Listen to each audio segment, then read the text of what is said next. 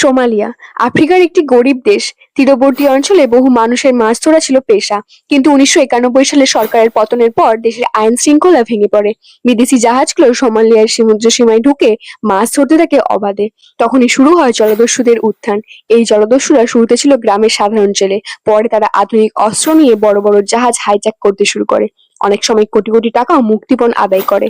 তাদের জীবন ছিল বিলাসবহুল, দামি গাড়ি, সোনা, বড় বাড়ি আর অসংখ্য দেহরক্ষী। তারা নিজেদের সামুদ্রিক রক্ষক মনে করতেন। কিন্তু ধীরে ধীরে সেই জীবন হয়ে ওঠে অনেক হিংস্র আর ভয়ঙ্কর। অনেক জলদস্যু ড্রাগস আর অস্ত্রের ব্যবসায় জড়িয়ে পড়ে। আজকের দিনে আন্তর্জাতিক সেনাবাহিনী ও প্রযুক্তির নজরদারির কারণে সোমালিয়া জলদস্যুদের শক্তি অনেক কমে এসেছে, কিন্তু এখনো মাঝে মধ্যে আফ্রিকার উপকূলে তাদের তৎপরতা দেখা যায়। একসময়ের জেলে পরবর্তীতে বিশ্বের সবচেয়ে বড় ভয়ঙ্কর জলদস্যু হয়ে ওঠে। এটাই ছিল সোমালিয়ার পাগলাটে জলদস্যুর জীবনের সংক্ষিপ্ত গল্প।